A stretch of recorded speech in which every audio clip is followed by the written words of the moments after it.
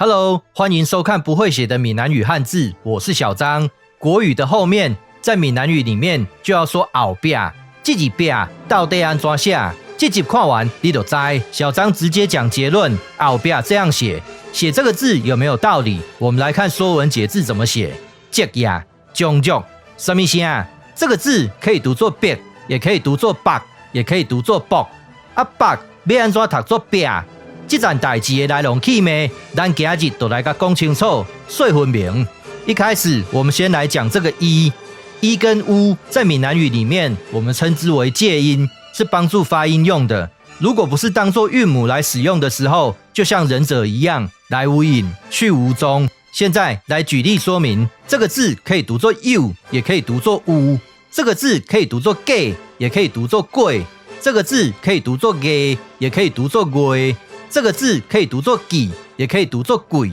红色的部分就是介音，在同一个字里面加减介音有不一样的读法，都很正常。介绍完这个介音之后，我们现在就来讨论入声字的尾音，有这四种，这四种尾音都可以互相替换。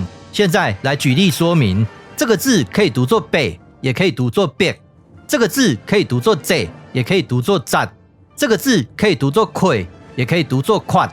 这个字可以读作别，也可以读作霸。红色的部分就是入声字的尾音，都可以互相替换。现在我们来做一个总结：第一，我们加了介音，也就是这个一；第二，入声字的尾音互换。有了这两个条件之后，霸就可以读作别。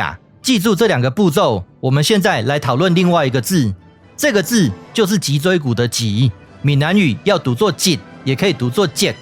用刚才那两个步骤之后，我们就可以把这个字读作甲，有甲骨都是用自己甲。同样一套原理，后壁的壁，有甲骨的甲就是这样来的。现在我们来做一个总结，后壁面有甲骨都是写作安呢。有需要编故事无？有简单无？今日我就讲到这，感谢你的收看，欢迎批评和指教，谢谢，拜拜。